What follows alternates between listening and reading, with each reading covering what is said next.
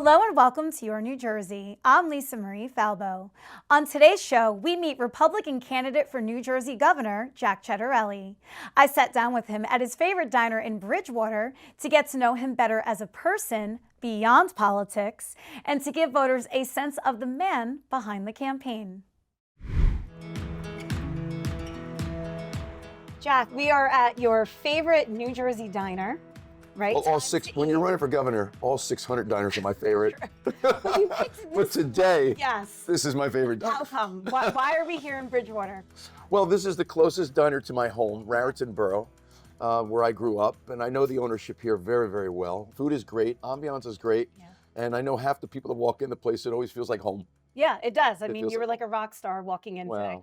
Well, I just want to say you have a very busy, insane schedule. We'll get into that. So thank you for meeting me at the diner. No, thanks for making the time, particularly here. Yeah, I mean, you have been nonstop, not just this election cycle, a few election cycles. How do you keep going? People ask me that all the time, and what I say is when you get out amongst people, including yourself and your crew this morning, the customers we see, that energizes me. And when people get excited about what could happen this year in New Jersey, change, that excites me. So all that energizes me. And there are a couple of things that I do to take good care of myself. We always try to get 6 to 7 hours sleep. How though? If I'm in bed by quarter 11 o'clock, and I'm not getting out of bed till 6 o'clock, I can get my 6 or 7 hours. I do a mini Pilates workout in the morning. Okay. That keeps me kind of going. Eat right. So yes, I'm spending a lot of time at diners, but it's not always a cheeseburger. Yeah. Stay away from the hard liquor. Yeah. I'll have a glass of wine or a beer now and then, but stay hydrated. You do those things at 63. Take us through a typical day, like today, for example. There is usually an 8 o'clock meeting or an 8 o'clock breakfast with people who are influential in the community that you really want to get on your side, or with donors. And from there, we'll go do a couple business stops, as we did yesterday, small business in particular, all around the state. Today, we'll have a lunch with donors. This afternoon, I get to speak before the state Hispanic Chamber of Commerce, which I'm really excited about. And then we'll do a couple more stops, business stops along the way. The business community in particular, Lisa, I want them to know that I'll be pro-business, that my administration's will be pro-business. Yeah. Ciattarelli's have been here for 100 years, 3 decades of us have all been business owners. And it's business that drives our economy. And I want people feeling confident again that this administration will listen and put forth pro-business policies. That's really, really important to me. And then there'll always be an evening event. Last night it was before 400 people in Union County. Tonight will be before a smaller group in Morris County. But you got to get out there every day and press the flesh. And that's something I'm really happy to do. Who plans all of this for you? Tell me about your team. We've got a magnificent team. There's a dozen people that work full-time on keeping the whole campaign very, very organized. And we are. You know what's really important to me, it's overlooked, is you'll hear this a lot of times if people are late or they're missing meetings, which we are never late. We don't miss meetings. These guys want to run government. They can't even run their own campaign. No one's ever going to say that about Ciattarelli for governor. We've got about 24 very dedicated, competent people, 12 of which are on the payroll, another 12 of which just donate their time to making sure that this train runs on time every single day. And you can ask the staff. One thing that I'm neurotic about, maybe it's the CPA in me, my parents' genes, on time. We run an on-time machine, but I want people to feel confident that when we win this thing, people know we can run their state government. Absolutely. So what, you wake up in the morning and you get your schedule and then you just go, or do you have a say? No. It comes out the night before, but it's usually determined at least 4 to 6 weeks in advance. That doesn't mean that we won't pivot for something really, really important if something comes up, well, like today. Yeah. So today we had to move a couple things because I think it's really important for me to get down with our folks, the local elected officials in places like North Plainfield that were really hit hard by the recent rains that caused the flooding. And let's be clear, that flooding isn't just caused by the heavy rains. That flooding is also being caused by all the overdevelopment that's taking place in our rural suburbs. Yeah. And that's one of the big issues this year, overdevelopment. Absolutely. Yeah. And the weather has just been so weird over these past few years, right? It really has. And the weather has definitely changed. I think Mother Earth is sending us some powerful signals. But we have to stop with all the overdevelopment. It's causing more runoff that can't be handled by our storm water management system. Yeah. And that's why you see this kind of flooding. Let's take it back to your Jersey origin story. You said 100 years of Ciattarelli's in the state of New Jersey. Where did it all begin? A little over 100 years ago, my father's parents immigrated to Raritan Borough, this little 2.5 square mile town of 5,000 people, pretty much an Italian enclave, only because somebody from their village in Italy, Valentano, which is in the Tuscany region, preceded them here for reasons I don't know. But how very fortunate I am. It was a magnificent town in which to grow up. It was a middle class, very much Italian town. And, you'd go to you'd leave at 8 o'clock in the morning on your bike, go to the park. And when the bells rang at St. Bernard's at 4:45, you knew you had 15 minutes to get home or you were in trouble. And back in those days, trouble meant trouble. Oh, yeah, definitely. We have the Italian thing in common. I know from my grandparents, yes. Dinner was on a table at 5:30. We sat down as a family. Sunday dinner, you could never miss. That was usually at 2 or 3 o'clock in the afternoon with the gravy that my parents had made. Sauce, you mean. In our house, it was gravy. And we don't fry our meatballs, we bake our meatballs, and it's never been pasta, it's always been macaroni. Macaroni, yeah. But it was magnificent, it really was. And so my grandfather worked his way up out of the ditch. He started out with the water company and became a very successful independent contractor. My father came late in life, so that business has been sold by the time my father was an adult.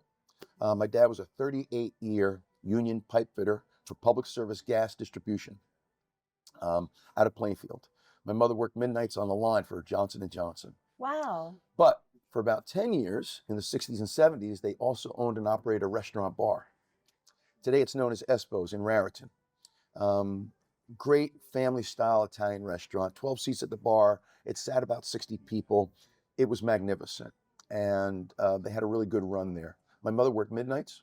She ran the restaurant bar by day. My dad worked by day. He ran the restaurant bar by night. And every dime they made went to their 4 children. And well, that's where you learned all the multitasking and just going 24/7, right? Absolutely, and particularly from my mom. Because in those days too, and though my father helped out more than most men of that era, she kept the ship running at home too. She was ahead of her time. She was ahead of her time. She really was. And my father always credited her with the type of upper middle class life that we could lead because she went to work. And I got to tell this story. Yeah. So it's the fall of '67, and there's 4 little kids at home, my 3 siblings and me. And my mother says, J&J opened up a plant right up the street, and I'd like a little extra money for Christmas for this year. I'll just go work for them, for a little while. And my dad said, well, how are we going to do that? And she said, well, there's a midnight shift. I'll go in 11 at night. I'll get home at 7 in the morning. It's right up the street. And I'll get the kids off to school because my dad had to get to work. And my dad said, okay, for a little while. Well, that lasted for more than 20 years. Wow. She was extraordinary. Unbelievable. Unbelievable. So growing up, seeing how hard your parents worked, what were your dreams and aspirations during that time? Well, first of all, and I really appreciate you asking about my parents. I mean, no 2 people were of greater integrity. And their work ethic was off the charts. And they were selfless. Yeah. And the other thing that always impressed me about my parents is there's nothing they wouldn't do for their neighbor, the community, the state, or the country. Never expected anything in return because they felt the country gave them the American promise, opportunity, and they took advantage of it because of their hard work. It's all they ever wanted. And I'll never, my parents were the type of people who says, when people ask you how you're doing, just say great. People don't want to hear your problems. It's true. It's true. Well, that's the Italian too. You don't want to give away too much. But they were just so selfless and very generous people. And it was all about family. Yeah. All about family. Well, I'm sorry to hear that your mother passed last year. It was a good run, Lisa, 93 years. Yeah. And there isn't a day that goes by I still don't think about my parents. My dad died in '88. My mother last year. They almost worked too hard, if you know what I mean. Yeah. Because my parents and my grandparents were in business for themselves, we all ended up in business for ourselves. My sister's a very successful title search business. My brother was a very, very successful auto towing and recycling business. I went into the publishing business. How did you get into publishing? So I knew you were going to ask that. And I'm going to make it as brief as possible so as to not be boring. But I excelled in math. So my dad, being a very simple man, said to me, you should be a CPA. And I did everything my father told me to because I idolized him and I trusted him implicitly, of course. And so I loved accounting as a student, really loved it, but I hated it in practice. And I'll never forget what he said to me once. He said, and by the way, if you become a CPA and you don't like it, you're going to get to see something nobody else gets to see. And I said, what's that? He said, everybody else's books. Sure enough, I'm Oh. doing the books for a family-owned publishing company, and I'm seeing the books, and I'm saying, I got to get in that business. Wow. So I ultimately went into that business, and What did you publish? I published doctors, like a lot of other professions, need to get continuing education in order to maintain their license to practice. And so I published a journal that dedicated itself to educating lifelong learning for physicians, Very cool. so they can maintain their license to practice. And we published that and started that in the early 1990s with a good friend and partner of mine, and we sold that in 98. Then started a business again in 2000, and I sold that one in 2017. Wow. So I'm a third generation of Ciattarelli that has really achieved the American dream right here in New Jersey. And not to be long-winded, but when people ask me, why are you running for governor? I really feel strongly about this. 3 generations of us have achieved our American dream right here in New Jersey. I want today's New Jerseyans and future generations to feel confident they too can achieve their American dream right here in New Jersey. Where did the idea of public office come about? So when I came home from Seton Hall University with my MBA CPA to Raritan, the mayor of the town, Anthony DeSico, was a friend of my parents, their generation, and I'll never forget, he came over to the house one day and he said, Jack, your family's been here for 100 years. You've all owned businesses in this town. MBA, CPA, we could use that kind of expertise. You ought to run for council in town. And I've always been a curious sort, and I said, my goodness, the town my grandfather immigrated to, what an honor this would be for my family. So I did it. That's how it happened. And you just caught the bug. You just loved the rush. Well, you know what I say when people say to me, what are you doing in politics? It's if you genuinely like and care about people, this is the greatest business in the world. If you genuinely like problem solving, which I do, I'm a CEO. I love problem solving. This is the greatest business in the world. And the third thing I'll say is when something I love is broken, I'm determined to fix it, no matter what it might be. And right now, New Jersey's broken. It can be fixed. Leadership matters. So that's what this campaign is all about. Yeah. How do you block out the naysayers, the negativity, the people, smack talking you? I mean, you're human. That has to affect you. We're all human, but you realize you're never going to get 100% of the vote. What I always do is listen, because that dignifies and acknowledges the respect of the other person who opposes you. It's not a pretty business. When it's played by indecent people, it can get downright ugly. But I just always focus on the positive aspect of this. What am I trying to achieve? Yeah. And I've been very, very fortunate. I mean, I ran twice in Raritan and won. I've always term limited myself. 10 years later, after I get out of politics, they recruit me to run for county commissioner. And I do that. I run 2 terms. I win twice and do 2 terms, leave politics. Then they ask me to run for the state legislature. And I think I know why they asked me to run, because I win elections. And I think I win because the town, the county, and the legislative district in which I served had way more Democrats than Republicans each time. Oh, wow. And it's not because I'm not a proud Republican. It's not because I'm not conservative by nature. I am. I go out and talk about what are the problems we're up against today, and here's how I think we should solve them. And when people hear ideas, they get excited. Yeah. When they hear somebody, the greatest compliment somebody could pay to me sometimes after I speak to a group is they'll come up to me afterwards and say, are you Republican or are you Democrat? And I'll say, did you like my ideas? And they say, yes. It doesn't matter. That's a good way to look at it. So this is your 3rd crack at the governorship. Take us through the first time you ran. That was the 2016? That was 2016 and 17. And I just felt very strongly at the end of the Chris Christie era that we needed a clean break. And no disrespect to Chris's lieutenant governor, who was going to run for governor, I didn't think that was a clean break. Yeah. And so I challenged her in the primary and learned a whole lot from that campaign. It's not easy to run for statewide office the first time. There's a lot you don't know. But I'm proud of the campaign we ran, and it was close. The second time, you came very close, and you shocked the world.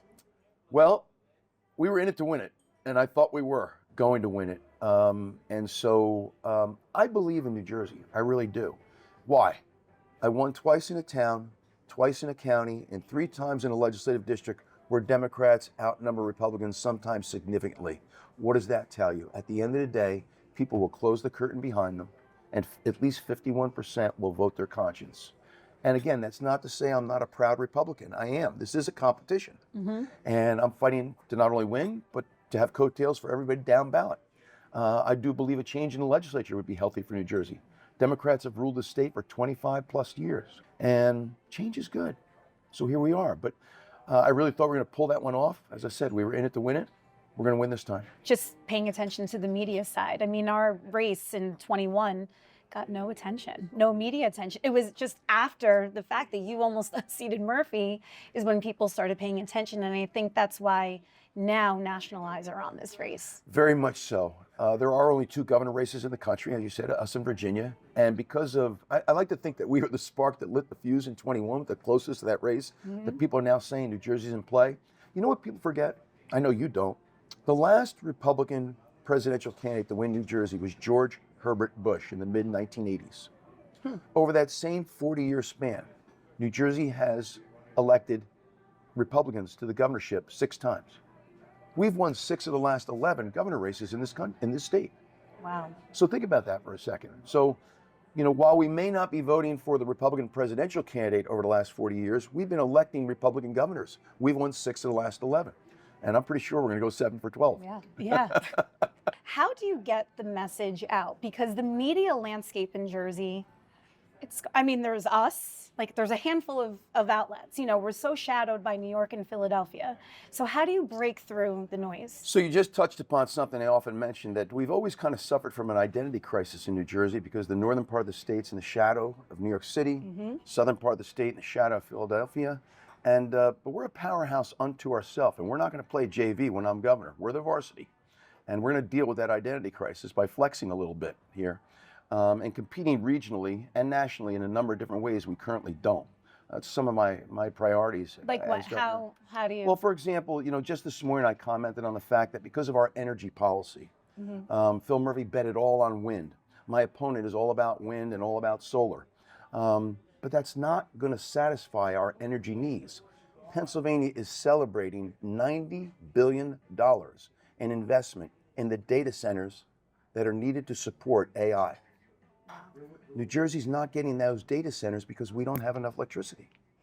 That's an economic development opportunity, not just their construction, but their operation. Those are the jobs of tomorrow. Are we or are we not going to compete? Pennsylvania is lowering its business tax from 10 to 5%.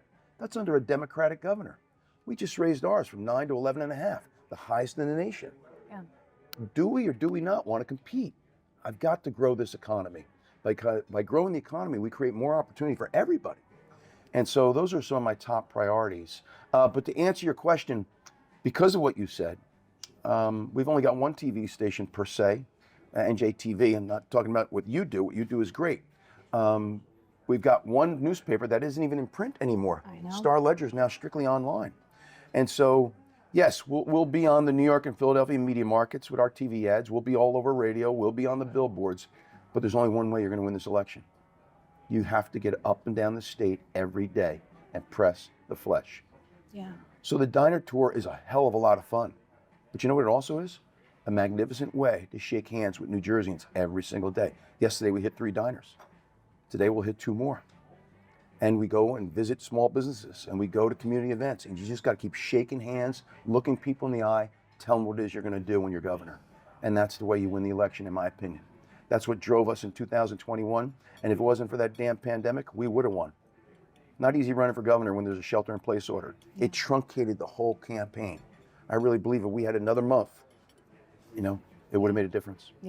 Well, before we wrap, we're going to do a little Jersey rapid fire. Oh, I love it. Really just like try and get to know your Jersey favorites and everything. Gravy. It's great. Well, that's a whole Italian issue that you're not going to win. And it ain't pasta, it's macaroni.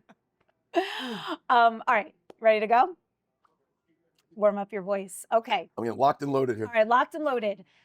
Favorite Jersey Shore town? Oh my goodness, Surf City, where we have our home. Oh, okay.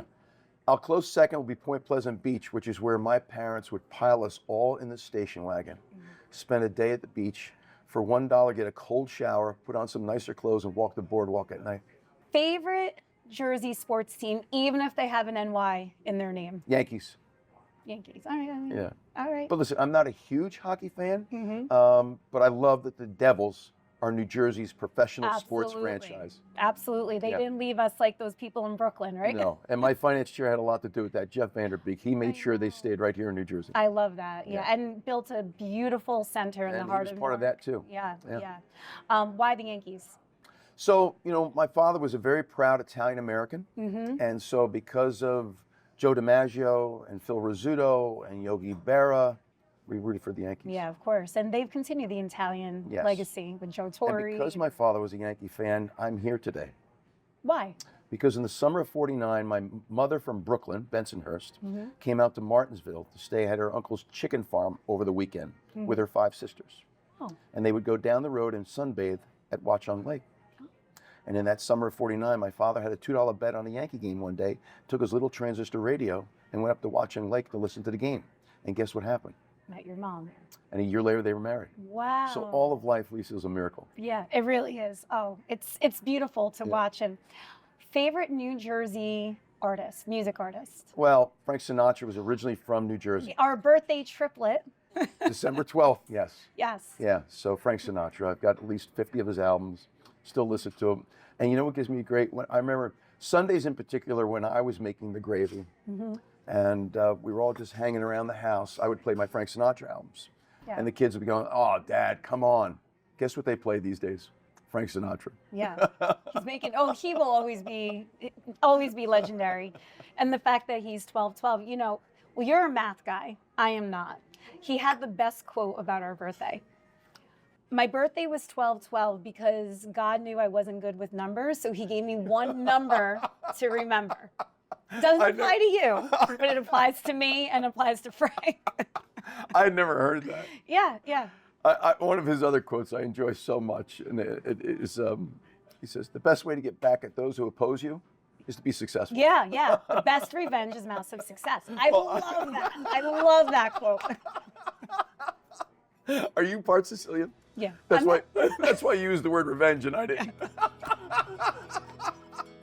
I'm half Sicilian, half Calabrese. So that's the Sicilian side of me. Favorite New Jersey food? Oh, pizza. Yeah, and I'm going to offend a lot of people with what I'm about to say, but I'm always honest. Anchovy pie, no cheese. Oof. Oh, it's delicious. My husband would love that. Well, let's get together. And you know where we have to do it? Where? The place 1 mile from here, in my hometown, they got a 9.4. Oh, from Barstool? Wait, what's it called? DeLucci's Pizzeria. Oh, wow. Brick oven pizza. They're on their 4th generation of DeLucci. And it's a magnificent brick oven. And I just love that pie, Wow. especially with a glass of Chianti. How did you even discover that? My father. Oh, really? That was his go-to. Well, the other thing my parents would always say, the reason why there's no cheese, which I do enjoy it that way, my parents would always say, "You don't put cheese on fish." That was It's true. You go to Italy, they get offended if you do that. You see, thank you. Yeah. Thank you. Mm-hmm. Favorite New Jersey exit off the Parkway? 63, 63. Long Beach Island, How come? Surf City. Oh, true, Surf City. True. Okay. Jack, this was so much fun. It was so much fun. Best of luck to you. I appreciate that, You Lisa. have a very busy fall ahead. We're going to be in the mix Great.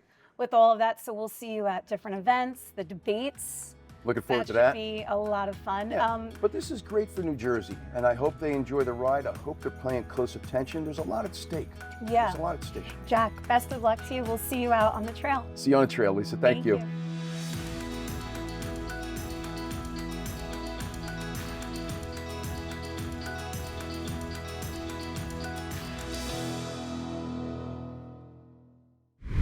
From his early life in New Jersey to the values that shaped his decision to run for office, Jack Ciattarelli's story is one rooted in family, community, and a passion for the state.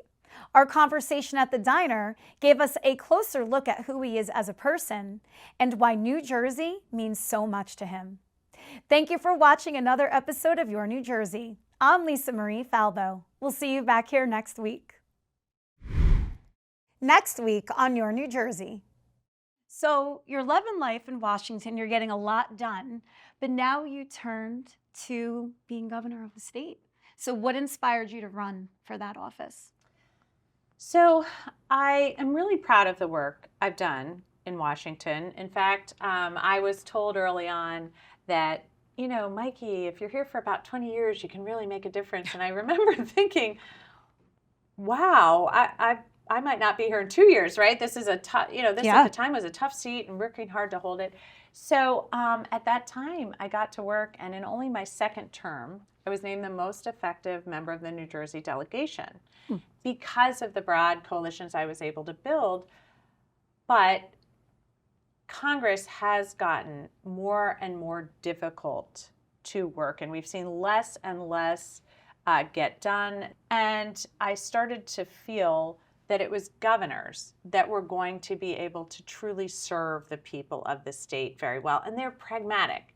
You know, that the fact that the buck stops with governors. So you've got to get stuff done. You've got to deliver for the people of the state, or you won't be in power very long. And that was really, and is really, attractive to me. I want to be able to deliver for people in New Jersey to the best of my ability. I think being governor is where that will happen. It certainly will, because we need that help.